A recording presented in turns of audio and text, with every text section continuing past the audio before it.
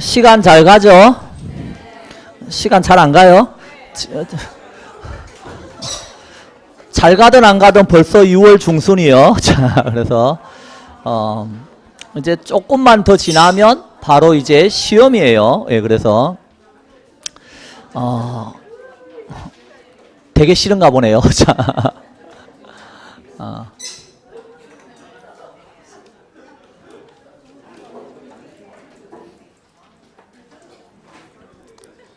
자, 129쪽 공급자 금융 신디케이트 들어갑니다. 자, 신디케이트다라는 말은 거기 보면 동그라미 1번에 그런 말이 있죠.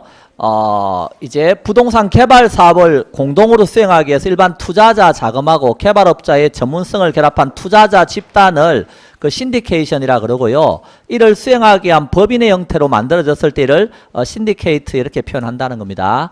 자, 그래서 뭐 신디케이트 이 말이 나오면 우리 앞에서 뭘 배웠어요? 지분금융 배웠나요? 그래서 그 지분금융 관련해서 신디케이터는 요 말 한마디만 기억하시면 되죠. 소구자 지분형 직접 투자 방식이다. 자, 여기 개발 사업을 하는데요. 100억이라고 하는 돈이 필요합니다. 그런데 여기 투자자가 있는데요. 투자자가 어떤 투자자냐면 소액을 가지고 있는 다수의 투자자예요. 그럼 소액 가지고 있대요. 100억 없대요. 그럼 어떻게 해야 돼요? 100억을 쪼개야지 뭐. 맞나요? 한 구자에 1000만 원씩 이렇게 쪼개면 되겠죠? 1000만 원씩 해가지고 자 구자를 여러 개 만들어서 100억을 만드는 거죠. 그러면 이때 투자자가 이제 이 개발 사업에 대한 프리젠테이션을 딱 들어보고 괜찮네. 그럼 어때요? 내가 한 구자 살게 이렇게 나갈 수 있겠죠? 그럼 한 구자 가입했다는 것은 그 구자에 지분권 형태로 뭐 한 거다? 직접 투자한 거다. 그럼 지분형이면 당연히 수익에 대한 뭘 받는 거요? 배당을 받는 시스템이 되겠죠? 자, 이때 여기에서 개발업자가 있을 텐데 이 개발업자는 관리에 관해서 무한 책임을 지는 무한 책임 사원이 되고요. 여기에 있는 투자자는요. 자기가 돈 낸 범위에서만 책임을 지는 유한 책임 사원이죠. 그래서 이 유한 책임 사원과 무한 책임 사원이 파트너가 되어서 공동으로 개발 사업을 진행한다 하는 게 지금 신디케이트네요. 그래서 이렇게 유한과 무한이 함께 하는 게 뭐죠? 그런 것을 합자회사 형태라 그러죠. 자, 그래서 129쪽에 맨 위에 동그라미 2번에 보면 부동산 신디케이트는 통상 무슨 형태다? 합자 회사 형태를 많이 취하는데요. 이때 일반 소액 투자자가 뭐가 되죠? 유한 책임 사원이 되고요. 개발업자는 회사를 조직 운영할 뿐만이 아니라 그 회사 채무에 대해서도 전적인 책임을 지는 무한 책임 사원이 됩니다. 이렇게 공동으로 개발 사업 진행하니까 파트너십이다 이렇게 표현하고 있죠. 자, 동그라미 4번에 소구자 지분형 직접 투자 방식이다. 보이시죠? 예. 자, 그래서 이렇게 되죠. 근데 우리 자 앞에서 또 뭐도 배웠어요? 조인트 벤처라고 하는 것도 있었나요? 그럼 조인트 벤처는 여기하고 뭐가 다른데 그랬을 때 아까 어디 있었냐면 그 조인트 벤처가 109쪽에 있었죠. 자, 109쪽에 보시면 그 지분금융 방식에 거기 첫 번째 신디케이션이 나오고 두 번째가 뭐였어요? 조인트 벤처가 나오죠? 예. 그래서 조인트 벤처는 특정 목적의 부동산 벤처 사업을 공동으로 영위하기 위한 자연인이나 법인의 결합체로 구성되어 있는 공동 벤처 회사입니다. 부동산 개발업자와 대출기관 사이 형성되는데 이때 대출기관은 저당 투자자가 아니라 지분 투자자 인원으로 개발 사업에 참여합니다. 신디케이션이 소액 다수의 투자자로 구성되어 있지만 조인트 벤처는 소수의 개인이나 기관 투자자로 구성되어 있다. 그러니까 여기 조인트 벤처는 여기 차이점이 뭐냐면 투자자가 달라요. 투자자가 다액을 가지고 있는 무슨 투자자라고요? 소수의 투자자예요. 가진 게 돈밖에 없어요. 100억인지 물었더니 100억이 돈이냐 이렇게 말하고 있어요. 그럼 껌값을 가지고 왜 그러냐 이렇게. 그러면요. 여기서 이런 사람들에게 구자 1000만 원 쪼개고 할 이유가 없죠? 그럼 어떻게 하면 되는 거예요? 쪼개지 말고 이런 구자 만들지 말고 소구자 이런 거 만들지 말고 여기하고 여기가 조인해서 공동으로 개발 사업을 하자는 거예요. 그럼 공동으로 개발 사업할 때 이건 다액을 가지고 있는 소수의 투자자니까 여기에서는 이제 역시 개발업자의 개발의 노하우하고 투자자의 자금이 이렇게 결합되어서 공동으로 개발 사업하자, 이게 조인트 벤처라는 거예요. 그럼 이때 투자자는 보통 뭐 기관 투자자, 은행이라든가 이런 쪽이 될 수 있는데 이 투자자는 지분 투자자예요, 저당 투자자예요? 지분 투자자니까 당연히 어떻게 된다는 거예요? 지분 투자자니까 역시 수익을 뭐 받는 거지? 배당 받는 거지, 약속한 이자 받는 게 아니죠. 그래서 지분 투자자로 참여해서 이렇게 조인해서 공동으로 벤처 사업하는 게 뭐다? 조인트 벤처예요. 뭐 어려운 말은 아니죠. 예, 이렇게 차이점이 있다는 정도만 아시면 되겠다. 자, 넘어갑니다. 자, 그 다음에 130쪽에 가면 그 다음 내용이 뭐죠? 프로젝트 파이낸싱이라고 하는 겁니다. 자, 그러면 이 PF라고 하는 것은, 프로젝트 파이낸싱은 거기에 보면 그림이 하나 보이죠? 여기 사업주가 있습니다. 사업주가 있고 여기에 대주단이라고 하는 것은 여러 금융기관이 함께 공동으로 자금을 빌려주고 이러면 그것을 대주단이라고 쓰는 거예요. 은행이라고 생각하시면 되는 거예요. 자, 이 은행에서 사업주에게 돈이 나가는 것은 일반 기업 금융이겠죠. 그럼 일반 기업 금융 같은 경우는 돈 나가고 뭘 담보로 잡히는 거예요? 사업주의 재산이나 뭐 신용이나 이런 게 담보가 되겠죠. 요걸 담보로 해서 파이낸싱이 나가는 건 일반 기업 금융입니다. 근데 프로젝트 파이낸싱은 이렇게 하는 게 아니고 사업주가 출자를 해서 뭘 만들었어요? 프로젝트 회사를 만들었죠. 요 회사가 차입의 주체가 되는 겁니다. 그러니까 차입의 주체가 이쪽이니까 돈이 어디로 온다는 거예요? 여기서 요렇게 파이낸싱이 된다는 소리겠죠. 뭘 믿고 그랬을 때 그 프로젝트에 뭘 믿고? 수익성을 믿고, 즉 프로젝트의 현금 흐름, 이것을 담보로 해서 요 놈을 담보로 해서 파이낸싱이 되는 거다.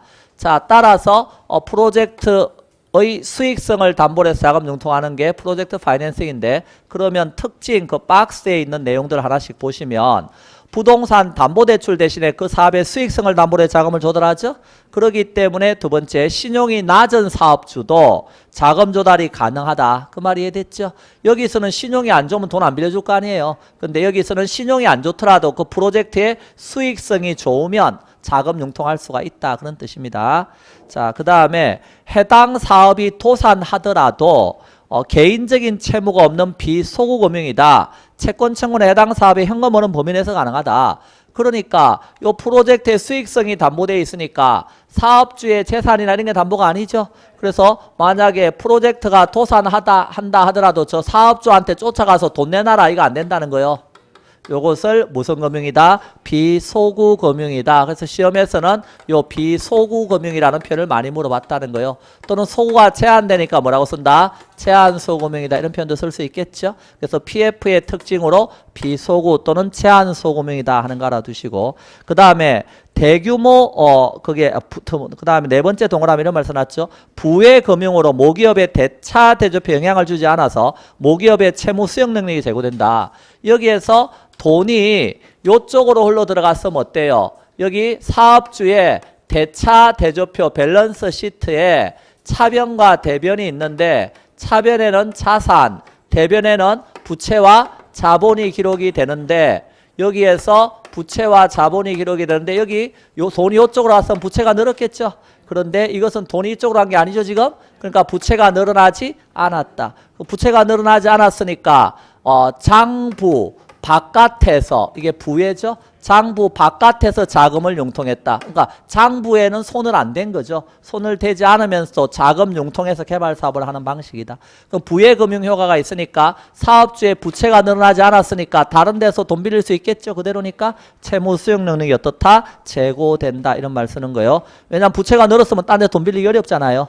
네, 그런데 그렇지 않다는 겁니다. 자, 대규모 자본이 소요되고 장기 수익성이 높고 현금 흐름이 안정적이며 산출물의 가치가 특정 기업의 개성이나 역량에 의존하지 않는 사업에 유용하다. 뭐 당연한 말이겠죠. 여기 수익성이 어때요? 안정적으로 나올 수 있어야 된다, 이 소리입니다. 그리고 뭐 대우건설이 하느냐 현대건설이 하느냐에 따라 수익이 막 달라지면 안 되겠죠. 특정 기업의 개성이나 역량에 의존하지 않고 이 프로젝트 자체가 어때요? 수익성이 괜찮아서 안정적인 현금 흐름이 나올 수 있는 그런 사업에 적합하다 하는 소리입니다. 자, 그 다음에 다양한 사업 주체가 해당 사업에 참여하고 이해 당사자 간 위험 분산이 가능하다. 자, 그래서 이 프로젝트 파이낸싱 같은 경우에는 우리나라 같은 경우 요 은행에서 지금 파이낸싱을 해줄 때 돈을 빌려줄 때 돈을 대출이 나갈 때 어떻게 한다는 거요?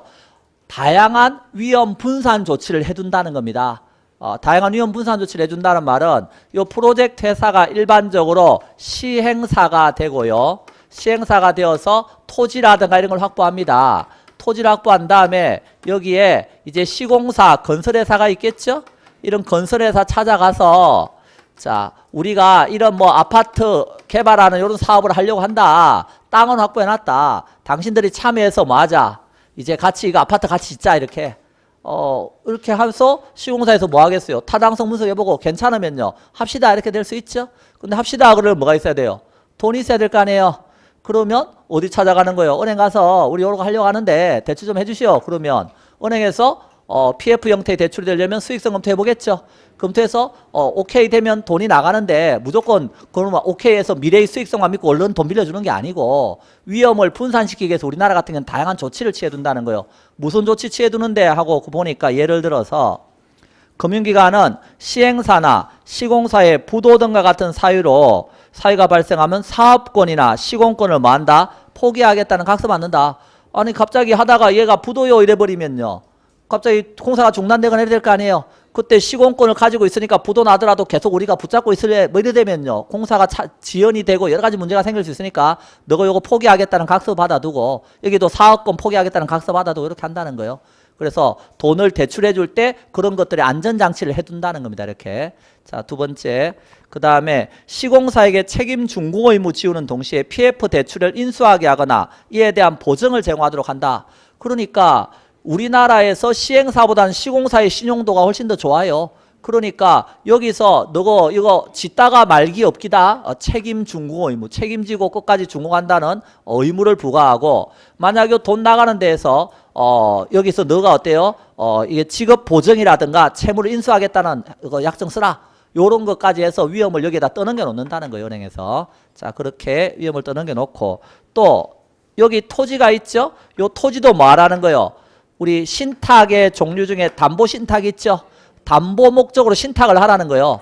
그럼 담보 신탁을 하게 되면 거기에서 신탁 수익권이 나온다는 겁니다. 그럼 신탁 수익권에 대해서 은행에서 담보 잡아두는 걸 뭐라고 쓴다? 이런 권리에 대해 담보 잡아두는 걸 질권이라고 쓰는 거죠. 그래서 그거 뭐라고 써놨어요? 또한 개발 사업지를 담보 신탁하고 받은 수익권 증세에 대해서 뭘 설정해 두겠다? 칠권 설정해서 담보 잡아두겠다 이런 뜻입니다. 그래서 이렇게 담보 잡아두고 책임 중호 의무 부과하고 사업권이나 시공권 너가 포기하겠다는 만약에 문제 생기면 각서도 받아두고 이렇게 해서 어때요? 위험을 다 뭐 해놓고 있다? 분산시켜 놓고 있고 나중에 얘가 어때요? 미분양이 되었는데 아파트가 분양이 되었어요. 그럼 돈 들어왔을 거 아니에요? 그 돈 제일 먼저 누가 가져가겠다는 거예요? 은행에서 우리가 우선 수익권자 지정해가지고 제일 먼저 가져가겠다는 거예요. 그래서 거기에 보니까 개발 사업, 미분양 건물에 대한 담보 신탁 또한 우선 수익권을 뭐 해둔다? 설정을 해둔다. 이렇게 해서 금융기관 입장에서는 위험을 분산시켜두는 조치를 많이 취해놓고 있다는 겁니다. 우리나라에서. 자, 맨 밑에 단점입니다. 절차가 복잡하고 사업 지연 가능성이 있고 일반 대출에 비해서 금리나 수수료가 어떻다? 높다 하는 것 정도는 알아두시고 131쪽 메뉴에 그래서 뭐하고 뭐를 비교해놨어요? 프로젝트 파이낸싱하고 일반 기업금융 비교해놨죠. 자, 일반 기업금융은 차입의 주체가 누굽니까? 사업주입니다. 그 가운데 보면 차주라고 써놨죠. 사업주인데 여기는 어디예요? 프로젝트 회사입니다. 이해됐죠? 그러기 때문에 메뉴의 성립 근거에서 프로젝트 파이낸싱은 기업이 권리 의무의 주체로 보고 있죠. 기업 실체 이론에 근거하고 있고 여기는 사업주가 권리 의무의 주체로 보는 자본주의 이론에 근거하고 있다 이렇게 쓰고 있습니다. 자, 그 다음에 여기에 보면 그 그림에 보면 뭐가 보여요? 에스크로우 카운터다 이런 말 보이나요? 그래서 일반 기업 금융은 돈이 이쪽으로 나가면 그 다음에 그 돈 어떻게 쓰는지 은행은 전혀 정보가 없어요. 정보가 비대칭적이죠. 그런데 여기는요. 에스크로우 카운터를 통해서 돈이 어떻게 나가는지를 다 관리가 되고 있죠. 사후 관리가 됩니다. 그렇기 때문에 정보가 여기도 있고 여기도 있네요. 그래서 정보가 비대칭성이 완화된다 이렇게 표현하는 겁니다. 그래서 정보의 비대칭성 문제가 줄어드는 게 PF고 그렇지 않은 게 일반 기업금융입니다. 담보는 프로젝트 자체의 자산이나 현금 흐름이죠. 근데 일반 기업금융은 차주의 재산이나 신용 이런 게 담보입니다. 소구권 행사가 비소구 또는 제한되는 게 PF였죠. 그렇지 않은 게 일반 기업금융입니다. 차주했고요. 사후관리 엄격한 게 뭐죠? PF. 그렇지 않은 게 일반 기업금융입니다.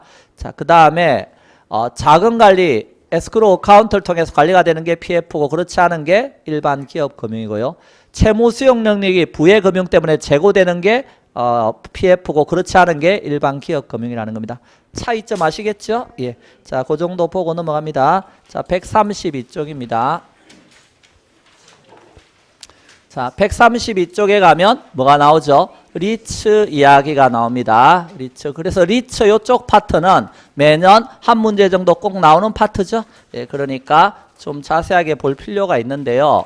자, 리츠라고 하는 건 부동산 무슨 회사죠? 투자회사입니다. 자, 그래서 뭐 우리나라에서는 회사형 형태로 설립하도록 해놨기 때문에 부동산 투자 신탁이란 표현보다는 투자회사 이렇게 지금 번역을 하고 있습니다.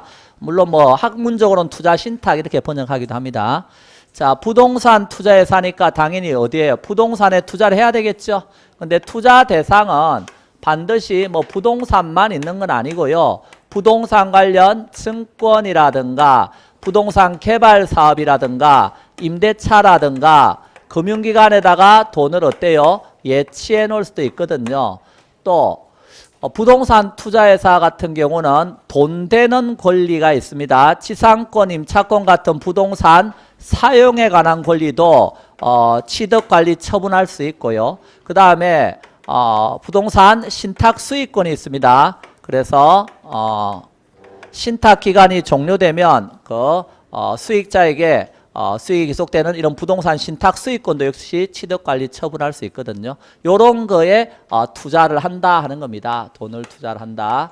자, 그러면 돈을 투자하려면 돈이 있어야 되겠죠? 그 돈을 여기에 있는 투자자에게 뭘 발행해서 주식을 발행해서 뭘 모아온다?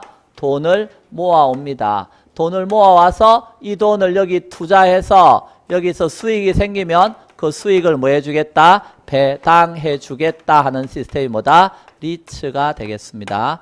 자, 그래서 리츠는 뭐 이렇다 하는 걸 알아두시면 거기에서 132쪽 그 양가로 입은 특징에 대해서 하나씩 보겠습니다. 자, 첫 번째, 부동산을 증권화한 형태로 간접 투자 방식이다 이런 말이 나옵니다. 일단 투자자가 이 부동산 직접 산 건 아니죠. 여기를 거쳐서 투자가 이루어지고 있죠. 그래서 간접 투자 방식이다 이렇게 표현하고 있고요. 그 다음에 부동산을 뭐로 만든 거라고요? 증권화했다 그런 말이 나오죠. 그와 동일한 표현이 동그라미 5번에 가면 부동산을 소액 단위로 표준화하고 증권화한 상품이다 이런 말이 나옵니다. 우리나라에서 리츠가 왜 생겼느냐 하면 여기 부동산 호텔이다 빌딩이다 이런 부동산들이 쫙 있었는데 IMF가 터지니까 요 놈들이 어때요? 기업들이 이건 잔뜩 가지고 있었지만 현금이 없는 거죠. 그래서 요걸 팔려고 내놨다는 거예요. 호텔 100억밖에 안 한다. 빨리 사가라 이렇게. 그런데 그 당시 대출금리가 15% 18%였다. 그러면 개인이 100억 이게 현금 없으니까 은행 대출 받아야 되는데 금리가 너무 높으니까 어때요? 개인이 100억 조달하기 어렵죠. 그래서 어떤 생각을 했다는 거예요. 개인이 이게 팔려고 내놔도 안 팔렸다. 그러면 어떻게 하면 된다? 개인이 사도 안 팔리니까 저 100억을 주식으로 바꾸자는 거죠. 5천원짜리 주식 200만 주 발행하면 얼마다? 100억이겠죠. 예. 그 100억이다. 그래서 투자자가 5천원짜리는 있잖아요. 그래서 주식을 뭐 했다는 거예요? 샀다. 그럼 돈을 모았죠. 모아서 100억을 만들었다. 이걸 뮤추얼 펀드라 그래요. 뮤추얼 펀드화 시켜서 요 돈을 가지고 어때요? 여기 투자한 거죠. 그럼 부동산이 팔렸죠. 예, 그렇게 되면 이제 어떻게 되는 거예요? 유동화가 되는 거죠. 기업에 자금이 돌아갑니다. 그래서 이것은 부동산 소유 지분을 뭐로 만든 거다 이거? 주식으로 바꾼 거 이렇게 부동산을 그래서 증권화한 상품이라고요. 그래서 100억을 만들어 왔다 이 소리입니다. 부동산을 증권화해서. 자, 그래서 부동산을 증권화한 형태로 간접 투자 방식이다. 부동산에 관한 뮤추얼 펀드다 이렇게 되어 있습니다. 뮤추얼 펀드 의미는 아시겠죠? 자, 펀드 만들어서 자금을 지금 마련해서 투자를 한 겁니다. 그런데 거기에 보면 세 번째 무슨 말이 나와 있냐면 도관으로 인정되어 배당 관계에서 과세한다 이런 말이 나와 있어요. 그 말의 의미는 여기 수익이 생겼습니다. 수익이 생기면 회사니까 여기는요 뭘 내야 되는 거요? 법인세를 내야 되는 거예요. 회사니까 소득에 대해서 법인소득세, 법인세를 내야죠. 그런데 이게 배당이 나가면 투자자는 또 무슨 세금을 내야 돼요? 배당 소득세를 내야 됩니다. 배당 받았으니까. 그러면 지금 수익은 한 번 생겼는데 세금은 두 번 내는 꼴이잖아요. 그래서 어떤 생각을 했다는 거예요. 여기는 수익이 흘러가는 뭐와 같다? 관과 같다. 그 도관이라는 뜻이에요. 관과 같다. 관에는 수익이 머물지가 않죠. 물이 흘러가면 물이 최종적으로 여기에 도달하는 것처럼 수익이 최종적으로 여기에 도달하니까 배당 소득세만 내면 되는 거지 법인세 요거는 낼 이유가 없지 않냐. 수익이 머무는 곳이 아니니까. 그래서 법인세를 내지 말자 하는 것이 어때요? 투자 도관체다. 그래서 배당 관계에서 과세하면 되는 거고 법인세는 내지 말자 하는 게 이론적인 측면의 리츠 이야기입니다. 그런데 우리나라에서 리츠는 크게 세 가지 형태의 리츠가 만들어지는데요. 자기관리 리츠라고 하는 거 있나요? 자기관리 리츠라고 하는 게 있고 또 위탁관리 리츠가 있고 또 기업 구조조정 리츠가 있고 요렇게 리츠 세 가지가 있는데 그 중에 자기관리 리츠라고 하는 거와 위탁관리 리츠는 일반 부동산에 투자한다는 공통점은 있는데요. 차이점은 자기관리 리츠는 자기가 관리하니까 뭐요? 실체상의 회사고 여기는 명목회사 형태로 우리나라에서 만들도록 해놨네요. 명목회사가 뭔지는 아시죠? 페이퍼 컴퍼니로서 서류상으로만 회사다 이겁니다. 그러면 여기 실체가 있는 회사가 법인세를 안 내게 되면 다른 회사하고 형평성에 문제가 있을 수 있다. 그래서 요거는 우리나라 법에서는 실체가 있는 회사는 법인세를 내도록 만들어놨다 하는 겁니다. 그럼 나머지 리츠들은 요 이론상의 리츠와 마찬가지로 서류상으로만 회사니까 일정한 요건을 갖추면 법인세 안 내도 된다 이렇게 했다는 거예요. 이해되셨죠? 그래서 이론상으로 리츠는 투자 도관체이기 때문에 법인세를 안 내는 게 원칙이다. 즉 배당 관계에서만 세금 내면 된다. 그런데 우리나라 법에서는 자기관리 리츠는 법인세를 내도록 해놨다 하는 걸 좀 알아달라는 소리입니다. 자, 네 번째, 자금 조달 기법 면에서는 직접 금융이다 이렇게 써놨죠? 그 말은 자금 조달 기법은 여기를 보는 겁니다. 자금을 조달할 때 주식을 발행해서 자금이 필요한 회사하고 자금을 가지고 있는 투자자가 다이렉트로 만났잖아요. 그런 면에서는 뭐다? 직접 금융이다라고 표현하는 거고 다만 투자자 입장에서 여기 직접 투자한 건 아니죠. 그래서 간접 투자 상품이다. 리츠는 이렇게 표현합니다. 자금 조달 기법 면에서는 직접 금융이지만 투자 방식과 관련해서는 간접 투자 방식이다 또는 간접 투자 상품이다 이렇게 표현하는 거예요. 헷갈리면 안 돼요. 자, 그 다음에 6번에 부동산 시장과 자본 시장을 통합하고 있다. 자, 여기에서 주식을 발행해서 돈을 모아오는 건 자본 시장이고요. 여기 돈을 부동산에 투자하고 있죠. 부동산 시장이죠. 그러니까 리츠를 매개로 해서 저런 자본시장과 부동산 시장이 어때? 연결되고 있잖아요. 통합되고 있다 이렇게 표현하고 있는 겁니다. 그래서 그런 특징들 좀 봐두시고요. 그 다음에 133쪽에 가운데 5번 우리나라 부동산 투자회사를 봅니다. 유형 자기관리 부동산 투자회사 보이시죠? 자기가 직접 관리하니까 자산운용 전문 인력을 포함한 임직원을 상권으로 두고 자산의 투자 운용을 직접 수행하는 회사를 말합니다. 이렇게. 위탁관리 리츠는요. 자산의 투자 운용을 어디에다 맡겨요? 자산관리회사에 맡겨요. 왜? 명목회사니까. 서류상 회사니까. 그래서 위탁관리 리츠는 본점 외, 즉 서류상의 본점 외에 지점 설치할 수 없고요. 직원을 고용하거나 상권인 임원을 둘 수가 없다. 서류상으로 회사니까 그런 뜻입니다. 자, 나머지 기업 구조조정 리츠는 역시 명목회사죠. 다만 여기하고 차이점은요. 여기는 어디에 투자하는 회사라고요? 기업의 구조조정용 부동산에 투자하는 회사라는 거예요. 그래서 기업 구조정리처는 뭐라고 써놨죠? 채무 상환을 위해서 매각하는 부동산 등 기업 구조조정을 지원하기 위한 부동산을 투자 대상으로 한다. 이해되셨죠? 그런데 자산의 투자 운용은 또 역시 어디에다 맡긴다? 자산관리회사에 맡긴다. 예, 됐습니다. 넘어갑니다. 그러면 134쪽에서 우리나라 부동산 투자회사법의 내용이 135쪽, 136쪽까지 쭉 나오는데 요 내용 중에서 이제 한 문제를 또 물어볼 수 있다. 이 소리입니다. 예. 보고 싶어요? 안 보고 싶어요? 막 보고 싶어요? 놀라운 일이 생기고 있습니다. 별로 안 보고 싶죠? 예, 그래도 여기가 이제 문제가 나오면 뭐 하면 되는 거예요? 모의고사 나오면 폈다가 보고 여기 있네 그러면서 어때요? 체크해 놓고 그러면서 10월 달까지 내 것 다 시켜야 될 영역이다 이 소리입니다. 자, 그러면 여기 회사잖아요. 회사를 설립하려면 설립할 때 돈이 있어야 되겠죠? 예, 설립 자본금이 있어야 됩니다. 근데 설립하는 방법은 거기에 메뉴에 보면 회사 설립할 때 동그라미 1번 부동산 투자회사는 무슨 방식에 한다? 발기 설립이다. 발기 설립이라는 건 발기인이 모여서 설립하면 된다. 그러니까 설립을 좀 어떻게 해준 거다? 쉽게 해준 거다. 발기인이 모여서 설립하면 되니까.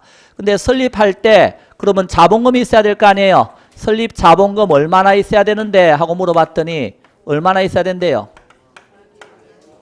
자기관리리츠는 얼마? 5억인가요? 위탁관리리츠하고 기업 구정리츠는 3억 이렇게 돼 있나요? 그래서 그 내용은 뒤로 넘겨보면 거기 137쪽 맨 위에 부동산 투자회사법 개정 내용 뭐 이렇게 나오는 거 있죠? 그래서 투자회사 개정 내용과 관련해서 이제 보니까 언제 시행이라고 돼 있어요? 7월 20일 시행 이렇게 돼 있나요? 여러분 시험 공고가 언제 나와요? 7월 27일인가 이렇게 나오죠? 그러니까 7월 20일 시행이면 공고일 전이잖아요. 그러니까 이제 개정된 내용을 반영해서 배워야 된다 이겁니다. 작년까지 다 10억이었거든요. 근데 이게 5억으로 바뀌었고 여기가 5억에서 또 얼마로 바뀌었어요? 3억. 설립을 쉽도록 해주기 위해서 이렇게 자본금이 더 줄어든 거예요. 그래서 134쪽에 설립할 때 자본금 얼마 이상 있어야 된다고요? 자기관리 리처는 5억, 나머지 리처는 3억 원 이상으로 되어 있습니다. 그런데 설립할 때 맨 위에 회사 설립에 동그라미 이번에 보시면 부동산 투자회사는 상법 제290조 제2호에 불과하고 현물 출자에 설립할 수가 없다. 그러니까 설립할 때 자본금을 5억, 3억, 3억이 필요한데 요 놈을 부동산으로 내놓으면 되냐고요. 현물 출자 된다 안 된다? 안 된다. 설립할 때는 현물 출자가 안 된다. 이 소리예요. 5억 요거는 현금으로 내놔야지 뭐 부동산으로 내놓거나 그렇게 할 수는 없다는 거예요. 자, 그 다음에 현물차에 설립할 수는 없는 겁니다. 자, 그 다음에 설립하고 나서 요렇게만 하면 어떤 일이 생길 수 있어요? 너무 리츠가 난립될 수 있죠. 자본금 얼마 안 되면 너도 나도 막 만들 거 아니에요. 그러면 어떤 일이 생겨요? 여기서 투자자의 돈을 끌어들여서 투자해서 수익을 배당해 주는데 투자자에게 손해를 줄 수도 있죠. 그러기 때문에 이제 설립하고 나서 영업할 때는 뭘 받아라? 인가 받아라 하는 게 그동안의 내용이었어요. 그런데 그 영업 인가 말고 지금은 등록이라고 하는 것도 하나 더 생겼다는 걸 이제 우리가 배울 텐데요. 자, 일단 그 영업 인가와 관련해서 그 밑에 자본금의 동그라미 이번에 일단 봅니다. 영업 인가 받고 나서 몇 개월이 지났다? 6개월이 지났다. 그럼 6개월이 지났다. 그러면 최저 자본금 얼마 있어야 된다고요? 최저 자본금이 있는데 요 최저 자본금은 자기관리 리츠는 얼마 이상이고 70억 이상이고 이렇게 나머지 리츠는 50억 이상은 돼야 된다 이 소리입니다. 일단 그 말은 이해되셨죠? 그래서 이런 난립되는 걸 방지하기 위해서 최저 자본금 해가지고 영업인가 받고 나서 6개월이 지났다 그러면 최저 자본금 70억 50억 이상 있어야 된다는 거예요. 그런데 영업인가 말고 제가 뭐라고 써놨죠? 등록이라고도 하나 써놨나요? 예, 그와 관련해서 맨 밑에 주식의 공모를 봅니다. 주식의 공모라고 하는 건 공모가 뭐예요? 일반 청약에 제공하는 걸 공모라고 하는 거예요. 그러면 거기에 보면 이런 말 써놨죠? 부동산 투자회사는 영업인가 가로해놓고 등록이라고 써놨죠? 등록을 받기 전까지는 발행하는 주식을 일반 청약에 제공할 수가 없다. 자, 그래서 인가 받고 영업할 때 인가 받고 또는 등록하고 나서 일반 청약에 제공하라는 겁니다. 그런데 동그라미 이번에 그럼 부동산 투자는 영업인가 받고 나서 2년 이내에 발행하는 주식 총수의 100분의 30 이상을 어디에 제공해야 된다? 일반 청약에 제공해야 된다.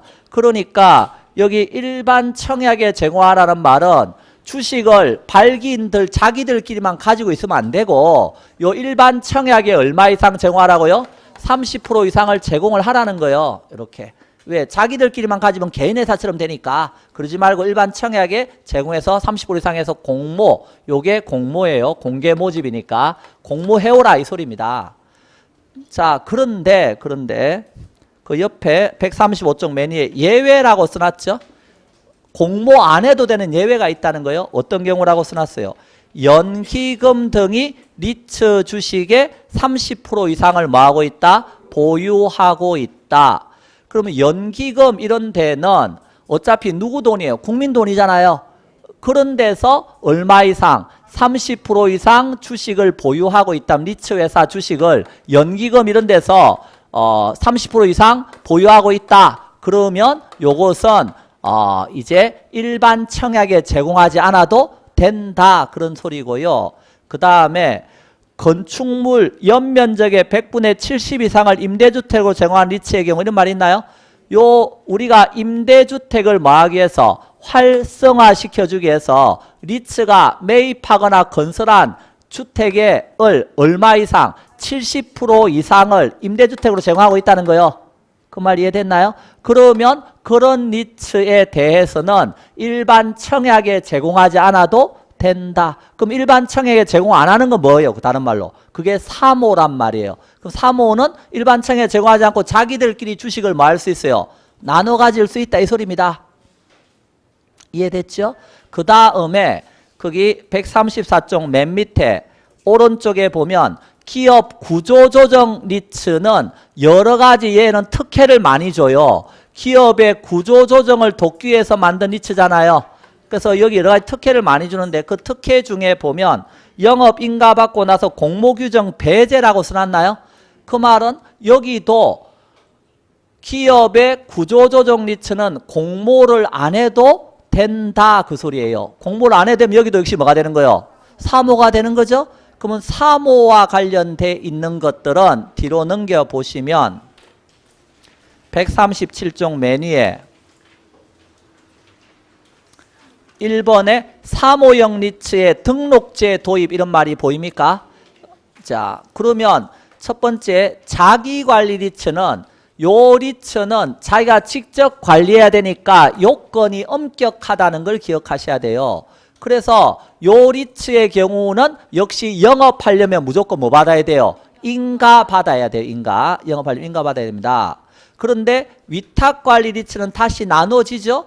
일반 청약에 제공하는 공모형이 있고 아까 연기금 이런 데 30% 이상 투자했거나 뭐 임대주택에 70% 이상 투자했거나 이런 리츠는 아까 뭐가 된다고요? 사모형 리츠가 된다 그랬죠? 그 사모형 리츠는 인가가 아니라 이제 뭐로 바뀐다는 거예요? 등록으로 바뀐다는 거예요. 보입니까? 그래서 인가에서 등록이라고 써놨죠. 그럼 인가하고 등록은 뭐가 다른데 그랬을 때 그 영업인가는 그 비고란에 보세요. 소요기간이 얼마? 30에서 60일이나 걸리고 심사 방법도 사업의 타당성 분석 다 하고 하는 까다롭다는 거예요. 근데 등록은요. 소요기간이 20일 내외밖에 안 걸리고 심사 방법도 등록 요건 확인해서 등록 요건에 맞으면 등록시켜 준다는 거예요. 이렇게. 그러니까 훨씬 더 쉬운 게 뭐라는 거예요?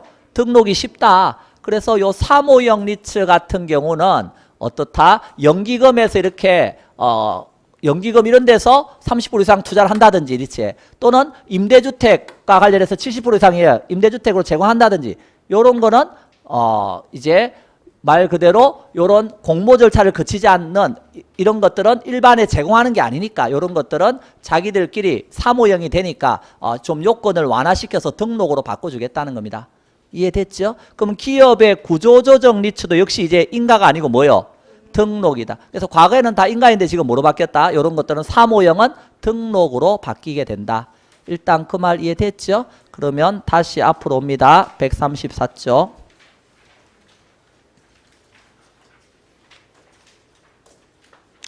자, 그 다음에 거기 134쪽에서 맨 밑에서 두 번째 1인당 주식 보유 한도 봅니다.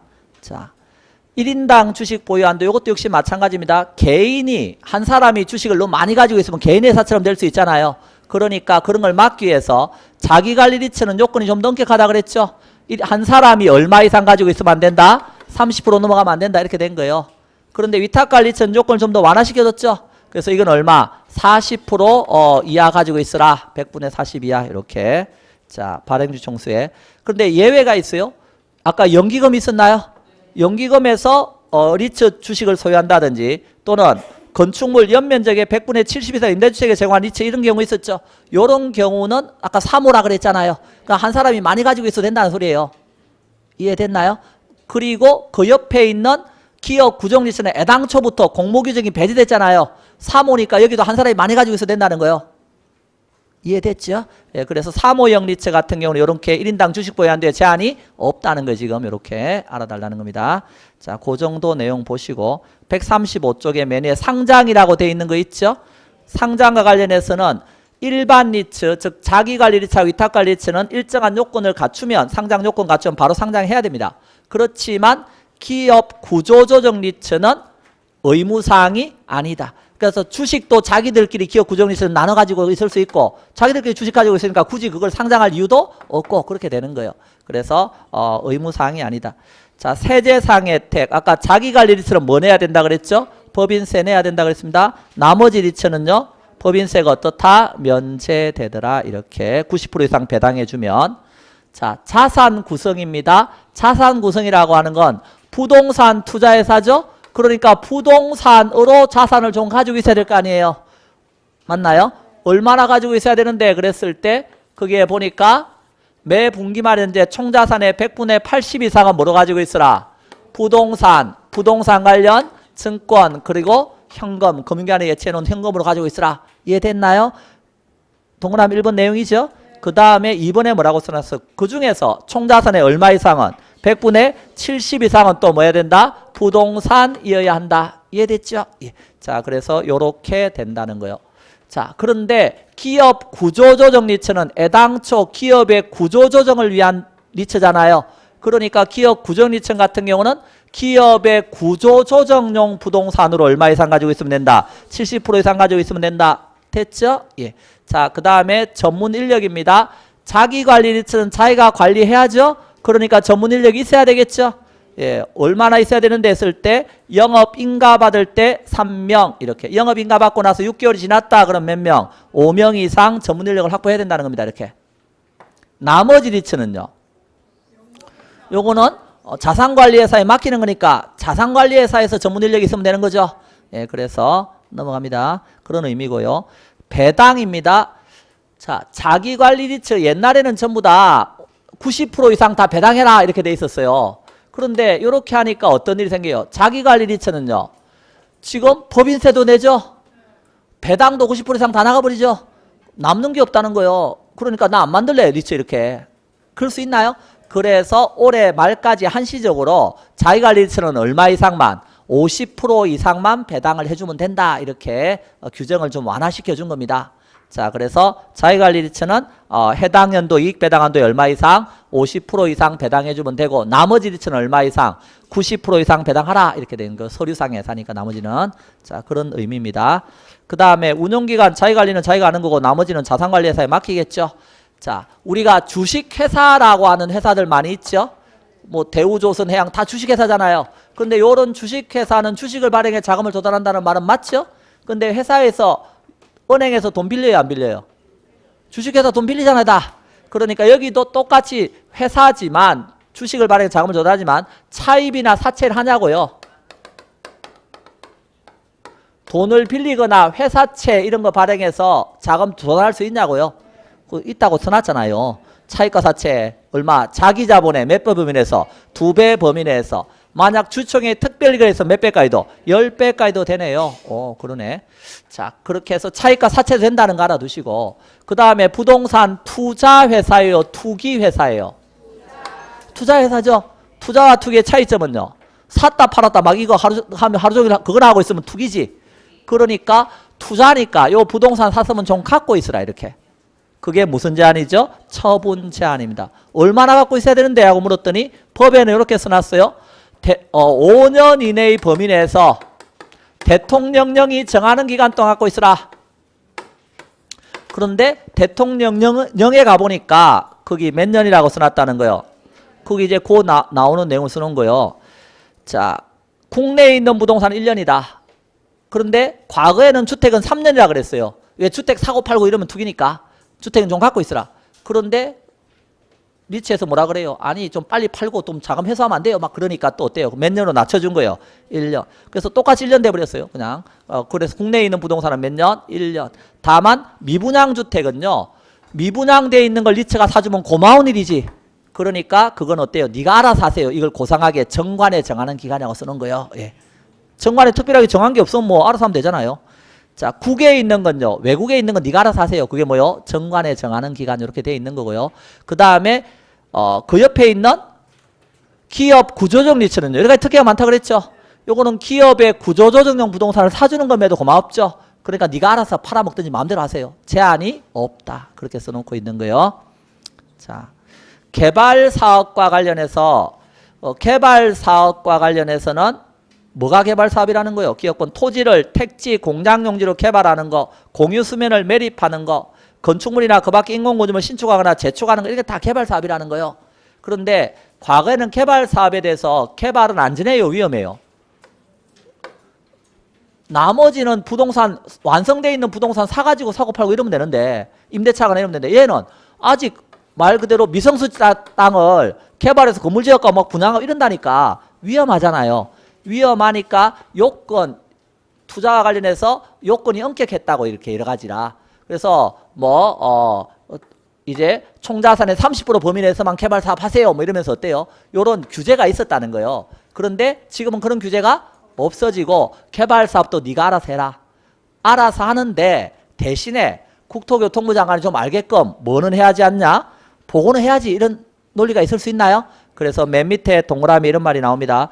부동산 투자회사가 개발 사업에 투자하려면 개발 대상 토지나 개발 방법 그 밖에 대통령령으로 정하는 사항이 포함된 사업 계획서를 작성해 가지고 투자 자문회사의 평가를 거쳐 가지고 자문회사가 작성한 평가서를 개발 사업에 투자하기 1개월 전에 국토교통부 장관에게 뭐 해라? 제출해라. 그러니까 국토교통부 장관이 무슨 개발 사업 하는지 좀 알아야 되지 않냐 이런 뜻이에요.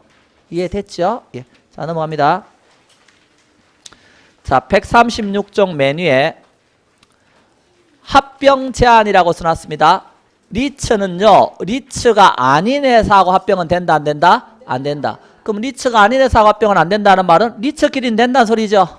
리츠끼리는 됩니다. 그런데 이것도 요건이 엄격하다는 거예요. 어떻게 엄격한 거예요? 한 회사가 다른 회사를 뭐하는 형식으로 흡수 합병하는 방법으로 이게 합병을 해야 되고요. 또 같은 종류 리츠끼리 해야 된다. 그러니까 자기관리 리츠하고 위탁관리 리츠하고 합병은 안 된다는 거예요. 자기관리 리츠하고 자기관리 리츠끼리 합병하라는 거예요. 이렇게. 또 주식 공모가 완료되어 있는 리츠하고 주식 공모가 완료 안 돼 있는 리츠 또 합병 안 된다는 거예요. 공모가 완료되어 있는 건 완료되어 있는 끼리 해야 된다는 거예요. 이렇게. 이해됐나요? 그래서 리츠끼리라도 요건은 엄격하다. 하물며 리츠하고 리츠가 아닌 회사하고는 합병은 된다 안 된다? 안 된다.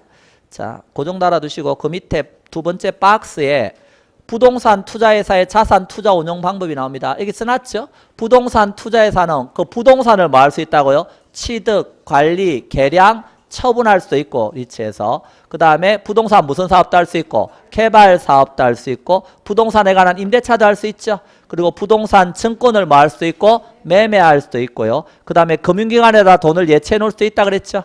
그리고 아까 돈 되는 권리인 지상권, 임차권 같은 부동산 사용에 관한 권리도 뭐 할 수 있고 취득, 관리, 처분할 수 있고 신탁이 끝났을 때 신탁 재산의 전부가 수익자에 기속되는 부동산 신탁 수익권도 뭐 할 수 있다. 취득, 관리, 처분할 수 있다. 그래서 이런 것들이 리츠에서 투자해서 수익을 얻는 방법들이라는 거예요.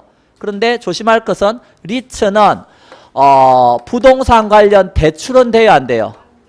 대출은 안 됩니다. 그 대출이란 말 없죠? 예, 그래서 리츠는 부동산 관련 대출 안 되는 거예요. 자, 그 밑에 자산관리회사입니다. 아까 자산관리회사는 이런 명목회사는 자산관리회사에다 관리를 맡긴다 그랬죠. 그래서 의에 보면 자산관리회사는 위탁관리 리츠 또는 기업 구정 리츠의 위탁을 받아서 자산의 투자 운용을 수행하는 걸 목적으로 설정된 회사입니다. 자본금 70억 이상은 돼야 되고요. 전문인력 5인 이상 확보해야 됩니다. 그리고 겸용금지, 위탁받은 업무에 다른 업무 해서는 안 된다 하는 겸용금지 의무가 있다. 그러니까 자산관리회사가 뭐 하는 곳인지 아시겠죠? 예, 위탁받은 자산을 투자 운용하는 회사다. 예. 그런데 맨 밑에 보니까 또 투자 자문회사라고 하는 것도 있나요? 부동산 투자 자문회사 있죠? 자문회사는 그 의에 보면 부동산 투자회사의 위탁으로 그 자산의 투자 운용에 관한 자문하고 평가 등의 업무를 하려는 회사로서 국토교통부 장관이 뭐하라? 등록하라. 아까 등록 요건이 완화되고 싶다 그랬죠? 인가보다는. 그래서 자산관리회사는 뭐 해야 되고? 인가받아야 되고, 요거는 이해되셨나요? 자산관리회사는 요거 인가받아야 됩니다. 근데 부동산 거기에 있는 자문회사는 뭐 하면 된다고요? 등록하면 됩니다. 이거는. 예. 자, 그러면 거기에서 등록할 때 얼마 이상 있어야 돼요? 요건 보니까. 법에는 자본금 5억 원 이상으로 대통령령이 정하는 금액 이상은 그렇게 써놨는데 대통령령에 가보니까 10억이라고 써놨어요. 그러면 10억 원 이상의 자본금을 갖춰야 된다. 이렇게 표현할 수 있겠죠. 그 다음에 전문인력 몇 명 이상 있어야 된다? 3명 이상 있어야 된다. 무슨 업무 한다고요? 자문회사는요? 그 1번에 뭐 주주총회나 이사회에서 의사결정을 내리면 그와 관련된 각종 조사라든가 분석, 정보 제공하는 거 하고요. 또 뭐 한다 그랬어요? 아까 부동산 투자 운영에 관한 자문이나 뭐 한다? 평가. 요런 업무를 하는 곳이 부동산 투자 자문회사다. 그럼 요렇게 해가지고 뭘 다 배웠어요? 리츠에 대해서 다 배웠죠? 그럼 모의고사에서 물어볼까요? 물어보겠지 뭐. 자, 그래서 이번 모의고사 30번에서 이렇게 물어놨네요. 부동산 투자회사 법령상 부동산 투자회사에 관한 설명으로 틀린 것 이렇게 물었습니다. 틀린 것 1번 자기관리 부동산 투자회사의 설립 자본금은 5억 원 이상으로 한다. 자기관리 부동산 투자회사 아까 설립 자본금 5억 원 이상 맞죠? 예, 맞네. 2번 위탁관리 부동산 투자회사 및 기업 구조적 부동산 투자의 설립 자본금 3억 원 이상으로 한다. 맞다. 3번 기업 구조조정 부동산 투자회사가 업무를 하려면 국토교통부 장관의 등록을 받아야 한다. 아까 요 사모형 리츠 있었잖아요. 그런 놈은 인가가 아니라 뭐였어요? 등록으로 바뀌었다 그랬죠. 기업 구조적 리츠도 아까 사모형이었으니까 요거는 등록해야 한다는 말은 맞는 거죠. 그 137종 메뉴에서 그 아까 박스에서 정리해드렸잖아요. 그래서 그 말은 맞는 말이고요. 자, 그 다음에 4번 자산관리회사는 부동산 투자회사의 위탁으로 그 자산의 투자 운용에 관한 자문 및 평가 등의 업무를 하려는 자를 말한다. 자산관리회사가 아니고 아까 이거 평가하고 자문하는 건 무슨 회사였어요? 부동산 투자 자문회사였죠. 그러니까 4번이 여기서는 틀렸네요. 5번에서 부동산 투자회사는 부동산 투자회사가 아닌 회사하고 합병할 수 없다. 그래서 리츠끼리는 되지만 리츠가 아닌 회사가 합병 안 된다 그랬죠. 그래서 요런 내용을 바탕으로 3문제 나오면 또 한 문제 맞춰주고, 물론 틀렸으면 요 내용을 바탕으로 다시 정리해서 보시고 이렇게 하면 된다는 거예요. 그래서 우리는 와 재밌는 거 하고 있는 거죠 지금. 다음에는 어떻게 나올까 막 기다려지죠. 안 기다려져요. 안 기다려지면 문제 풀고. 자, 프린트 오늘 나간 거 보고 마칩니다.